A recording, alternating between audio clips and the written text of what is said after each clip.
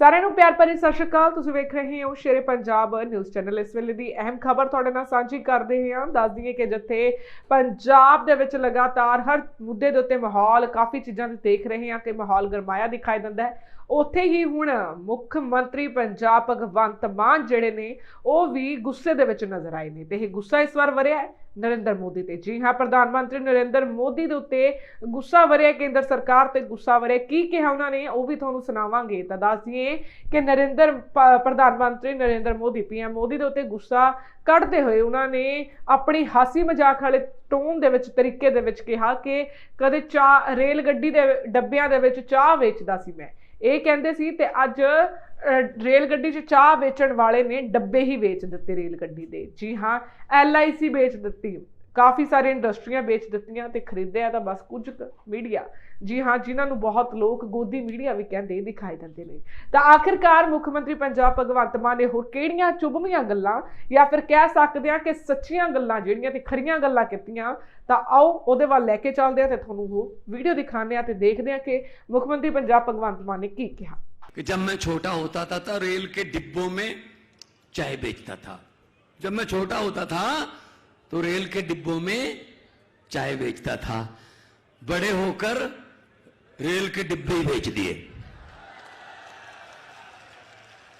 तेल बेच दिया, रेल बेच दिया, आपके वाला भेल बेच दिया, एयरपोर्ट बेच दिए, LIC बेच दी, सब कुछ बेच दिया। थोड़ा सा मीडिया खरीदा, बाकी सब कुछ बेच दिया, बाकी सब बेच दिया। तो ये ऐसे देश चलेगा क्या? जो अच्छा काम करना चाहता है, जो 130 करोड़ लोगों की जिंदगी बदलना चाहता है, तमन्ना रखता है, उसको भी हक है लोकतंत्र में कि वो अपना प्रोग्राम रखे। अगर प्रोग्राम लोगों को अच्छा लगेगा तो वोट मिल जाएंगे, वरना नहीं मिलेंगे। लोकतंत्र है। लेकिन नहीं, वो चाहते हैं हम ही हम। वो एक परिवार नियोजन का नारा है ना, हम दो हमारे दो, ये उसी नारे से चल रही है हमारी सरकार। ये दो और इनके दो, ऊपर वाले दो और नीचे अंबानी और अंडानी, ये दो, बस हम दो हमारे दो। तो छोटे व्यापारी कहां क्या करेंगे? राज्यों के हक मारे जा रहे हैं। हमारा रूरल डेवलपमेंट फंड जो मंडियों में और मंडियों को आती हुई सड़कें बनाने में काम आता है, भाई साहब हमारा 9,000 करोड़ रुपया सेंटर दे नहीं रहा, दबा के बैठ गए। हमारा GST में हिस्सा जो बनता है वो नहीं दे रहे। क्यों भाई? आप राज्यों को ऐसे क्यों कर रहे हो? टैक्स हम इकट्ठा करके देते हैं और अपना ही पैसा लेने के लिए इनकी मिन्नतें करते हैं। ये GST आधी रात को 12 बजे लागू कर दी, बुला के, सभा बुला के। ये बहुत सारे काम आधी रात को करते हैं। कई तो मुख्यमंत्री भी आधी रात को ओथ लेते हैं, राज्यपाल को जुगा लेते हैं, एक बार ओथ दिलवा दे, बाकी देखेंगे कितने काम हैं, बाद सवेरे पूरे कर लेंगे। और कांग्रेस वालों से बात करते हैं, कांग्रेस वाले वैसी सेल पर हैं। कांग्रेस देश में अब चेंज नहीं है, कांग्रेस एक्सचेंज है।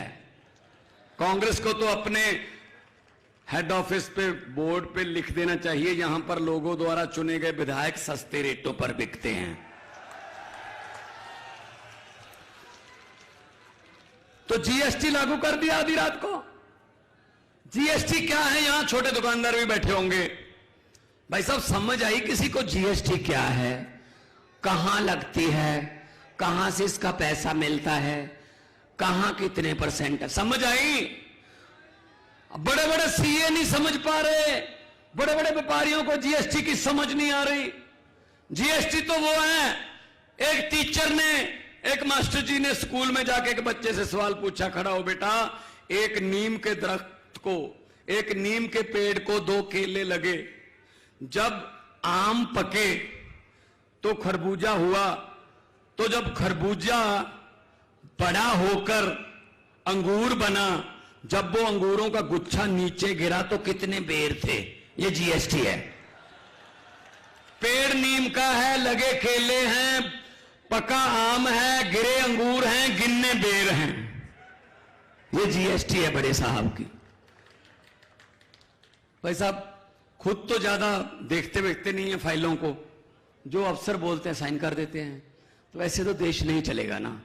कितने फैसले ऐसे हो गए जो देश ने भुगते। नोटबंदी, अब खुद को तो पता नहीं इससे क्या हो जाएगा, अफसरों ने आके बता दिया सर साइन कर दो, इससे आतंकवाद कम हो जाएगा, इससे रिश्वतखोरी कम हो जाएगी।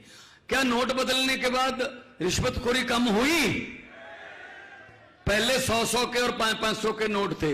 अगर किसी ने 1 लाख रुपए देने, किसी को रिश्वत देने के लिए 5 लाख रुपए देना था तो इतनी बड़ी गड्डी लेके जानी पड़ती थी। अब इतने से ही चल जाता है, 5 लाख है वो 1000-1000 2-2000 के कर दिए भाई साहब, इजी कर दिया बल्कि उनको।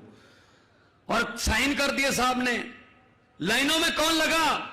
लाइनों में बड़ा व्यापारी नहीं लगा, लाइनों में रिक्शे वाला लाइन में खड़ा था, रेडी वाला लाइन में खड़ा था, मजदूर लाइन में खड़ा था। 150 आदमी, 150 भारतीय नागरिक लाइनों में खड़े खड़े मर गए भाई साहब। किसी को दिल का दौरा पड़ गया, कोई गर्मी में बेहोश हो गया, कोई किसी को ठंड लग गई। तो मतलब क्या फायदा हुआ जी?